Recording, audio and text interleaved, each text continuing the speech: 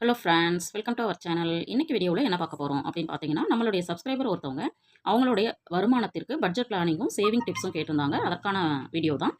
இந்த வீடியோவில் பார்த்தீங்க அப்படின்னா, நீங்கள் மிடில் கிளாஸாக இருந்தாலும் சரி, லோயர் கிளாஸாக இருந்தாலும் சரி, அப்பர் மிடில் கிளாஸாக இருந்தாலும் சரி, எப்படி ஒரு வருமானம் இருக்கக்கூடியவங்களா இருந்தாலும் இந்த வீடியோவில் சொல்லியிருக்கிற டிப்ஸ் அண்ட் ட்ரிக்ஸை ஃபாலோ பண்ணீங்க அப்படின்னா, கண்டிப்பாக நீங்கள் வந்து நிறைய பணத்தை சேமிக்கவும் முடியும். செலவுகள் அப்படிங்கிறது வந்து சிரமம் இல்லாமல் பண்ண முடியும் அப்படிங்கிற விஷயத்தை இந்த வீடியோவில் ஷேர் பண்ணியிருக்கேன். அதனால் வீடியோவை ஸ்கிப் பண்ணாமல் முழுமையாக பாருங்கள். அதுவும் இல்லாமல் நம்ம சேனலை பார்த்து சப்போர்ட் பண்ணிட்டு இருக்கிறவங்க அத்தனை பேருக்கும் என்னுடைய மனமார்ந்த நன்றிகளை தெரிவிச்சுக்கிறேன். நம்ம சேனலை இது வரைக்கும் சப்ஸ்கிரைப் பண்ணாமல் பார்த்துட்டு இருக்கீங்க அப்படின்னா எனக்காக சப்ஸ்கிரைப் பண்ணி வச்சுட்டு பாருங்கள். வாங்க வீடியோக்குள்ளே போவோம். இன்னைக்கான பட்ஜெட் பார்த்தீங்க அப்படின்னா ரூ. 20,000 மாத வருமானம். அதுக்கான பட்ஜெட் பிளானிங்கும் அதற்கான சேவிங்ஸும் வந்து நம்ம வந்து இன்றைக்கி பார்க்க போகிறோம். இந்த வருமானத்து உள்ளவர்கள் மட்டும்தான் இந்த டிப்ஸை ஃபாலோ பண்ணணுமா அப்படின்னீங்கன்னா, உங்களுடைய வருமானம் எப்படி இருக்கோ அதுக்கு தகுந்த மாதிரி நீங்கள் வந்து பட்ஜெட்டை என்ன பண்ணிக்கலாம் அப்படின்னா மாடிஃபை பண்ணிக்கலாம். அதனால் வீடியோவை தொடர்ந்து பாருங்கள். எப்பவுமே பார்த்தீங்க அப்படின்னா, சிக்கனம், சிறு சேமிப்பு அப்படிங்கிறது கண்டிப்பா நம்மளுக்கு வந்து ஒரு தாரக மந்திரமா நம்ம வந்து வச்சுக்கணும். ஏன்னா, ஃபியூச்சர்ல என்ன நடக்கும் அப்படிங்கிறது நம்மளுக்கு யாருக்குமே தெரியாது. அப்படி இருக்கிற பட்சத்தில எப்பவுமே நம்ம வந்து சிக்கனமாவும், சிறு சேமிப்பும் பண்ணிக்கிட்டே இருக்கணும் அப்படிங்கிற மைண்ட் செட் வந்து நம்மளுக்கு வந்து எப்பவுமே இருக்கணும். அடுத்தது பார்த்தீங்க அப்படின்னா, எப்பவுமே நம்ம வந்து வரவு அப்படிங்கிறது நமக்கு ஒண்ணு வருது அப்படின்னா, அதிலேருந்து சேமிப்புக்குன்னு ஒரு தொகையை எடுத்து வச்சுட்டு, அதுக்கப்புறம் செலவுகள் அப்படிங்கிற மாரி நம்ம வந்து பழகணும். பட் வந்து இது உடனே செய்ய வருமா அப்படின்னா, கண்டிப்பா இது வந்து செய்யறது அவ்வளோ எளிதான விஷயம் கிடையாது. அதனால கொஞ்சம் கொஞ்சமா நம்ம வந்து இதை ட்ரை பண்ணோம் அப்படின்னா, இப்போ வந்து உங்களுடைய வருமானத்தில ஒரு ரூ. 500 முதல்ல எடுத்து வச்சுட்டு மீதம் இருக்கிறத செலவு பண்ணலாம். அப்புறம் அடுத்த மாசத்துல ஒரு ரூ. 1000 எடுத்து வைக்கலாம். இந்த மாதிரி தான் நம்ம என்ன பண்ணிக்கணும் அப்படின்னு பார்த்தீங்கன்னா, வரவு அப்படிங்கிறதுலேருந்து ஃபர்ஸ்ட்டு சேமிப்புக்கு அப்படின்னு எடுத்து வச்சுட்டு, அதுக்கப்புறம் இருக்கிறத நம்ம வந்து செலவுகளுக்கு அப்படின்னு சொல்லி நம்ம வந்து செலவுகள செய்யறதுக்கு ஆரம்பிக்கணும். இப்போ நம்மளுக்கு வந்து வருமானத்தில நம்மளுக்கு வந்து செலவு ப்ளஸ் சேமிப்பு இந்த 2 விஷயமும் வந்து கண்டிப்பா நம்ம வந்து பிளான் பண்ணி தான் பண்ணணும் அப்படிங்கிறத நம்ம வந்து டிசிஷனா எடுத்துக்கணும். இப்போ எப்படி வந்து சேமிக்கலாம், எப்படி செலவுகள பண்ணலாம் அப்படிங்கிறத நம்ம வந்து பார்க்கலாம்.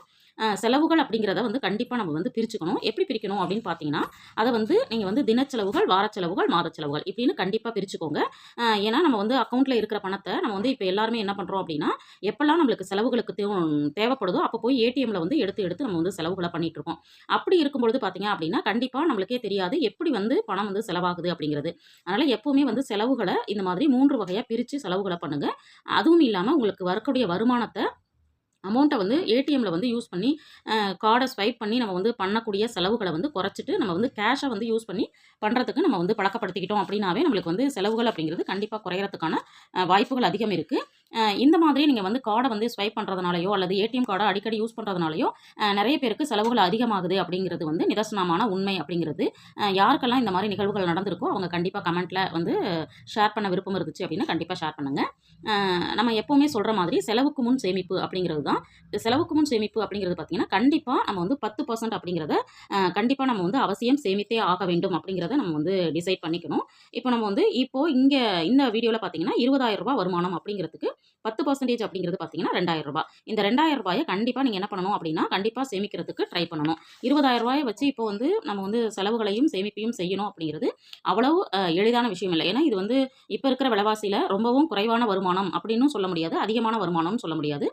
மிடில் கிளாஸுக்கான ஒரு வருமானம். பட் வந்து இத வச்சு மேனேஜ் பண்றது அப்படிங்கிறது அவ்வளவு எளிதான விஷயம் இல்லை அப்படிங்கிறதுனால, கண்டிப்பா பட்ஜெட்டு, அப்புறம் என்ன மாதிரியான money saving tips, money saving challenge இந்த மாதிரி எல்லாம் கொஞ்சம் டெக்னிக்கலா நம்ம வந்து ஃபாலோ பண்ணோம் அப்படின்னா மட்டும் தான் இந்த 20,000 வச்சு நம்ம வந்து கடனே இல்லாம லைஃப வந்து லீட் பண்ண முடியும் அப்படிங்கிறதுக்காக தான் இத நான் வந்து ஷேர் பண்றேன்.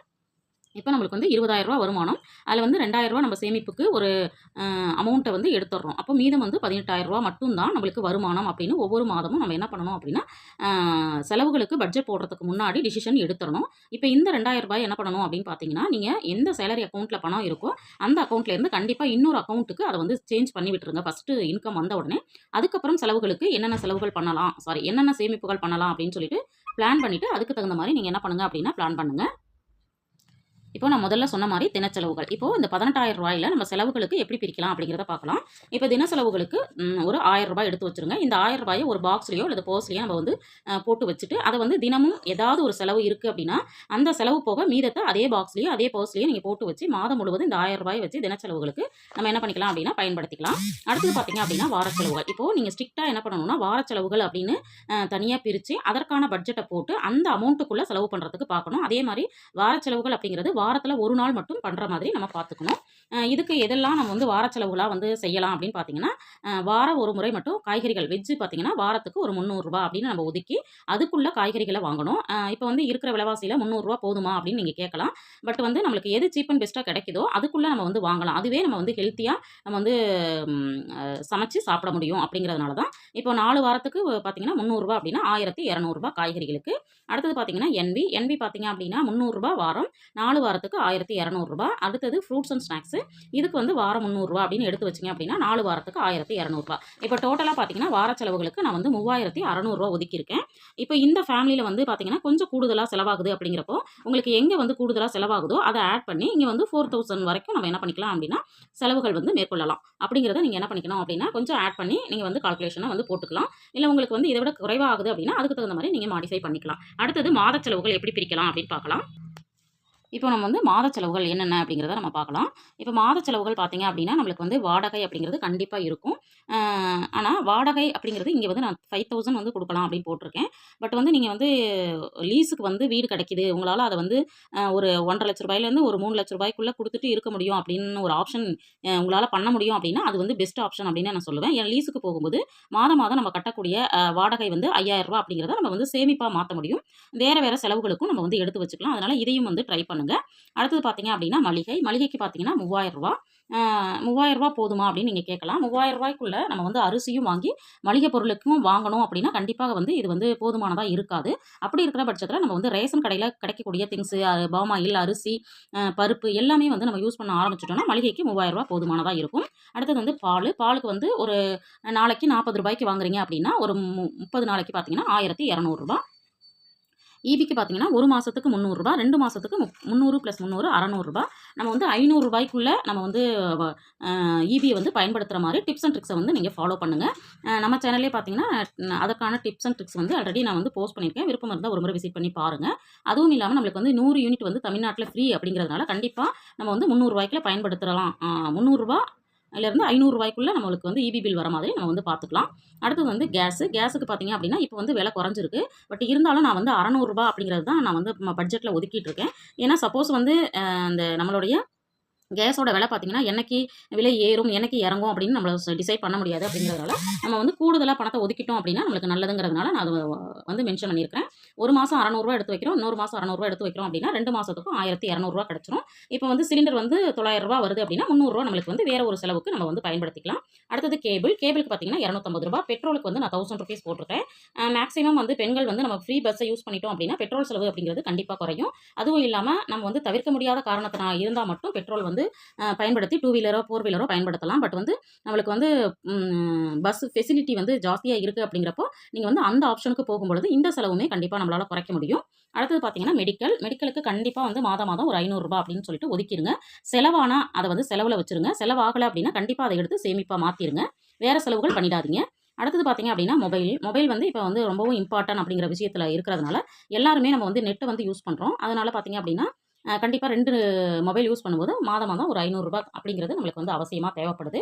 அடுத்தது பார்த்தீங்கன்னா எமர்ஜென்சிக்கு கண்டிப்பாக ஒரு ரூ. 500 ஒதுக்கிடுங்க.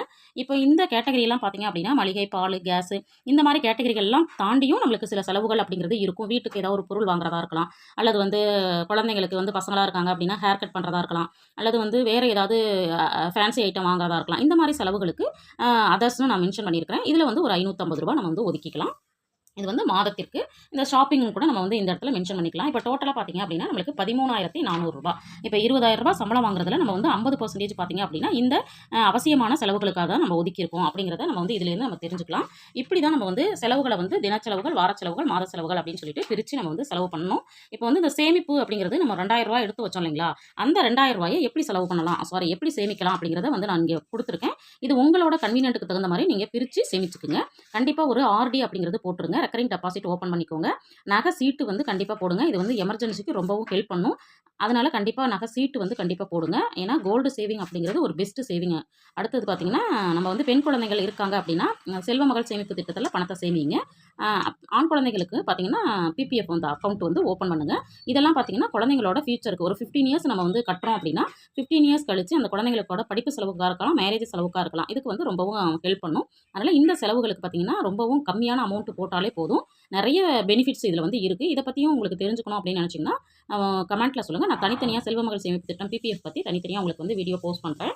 இப்போ டோட்டலாக பார்த்தீங்கன்னா சேமிப்புக்கு ரூ. 2000, ரூ. 1000 தின செலவுகளுக்கு ரூ. 3600, வார செலவுகளுக்கு ரூ. 13,400 நம்மளுக்கு வந்து மாத செலவுகள். இப்போ டோட்டலாக பார்த்தீங்கன்னா 20,000. இப்போ இந்த இடத்துல எங்கேயாவது கடன் அப்படிங்கிற விஷயம் வந்திருக்கா அப்படின்னா கண்டிப்பாக வரவே வராது. இதை வந்து நீங்கள் வந்து ஃபாலோ பண்ண ட்ரை பண்ணுங்கள். கடன் இல்லாமல் ஒரு வாழ்க்கையை கண்டிப்பாக நம்மளால் வாழ முடியும். குறைவான வருமானமாக இருந்தாலுமே அதை வந்து நம்ம எப்படி வந்து மேனேஜ் பண்ணுறோமோ அதை பொறுத்து தான் நம்மளுடைய லைஃப் அப்படிங்கிறது லீட் பண்ணுவோம். இந்த வீடியோவில் சொன்ன விஷயங்கள் உங்களுக்கு பிடிச்சிருக்கும்னு நினைக்கிறேன். வீடியோ பிடிச்சிருந்தா லைக் பண்ணுங்கள், ஷேர் பண்ணுங்கள், கமெண்ட் பண்ணுங்கள். மறக்காமல் நம்ம சேனலை சப்ஸ்கிரைப் பண்ணி வச்சுட்டு பாருங்கள். தேங்க்ஸ் ஃபார் வாட்சிங்.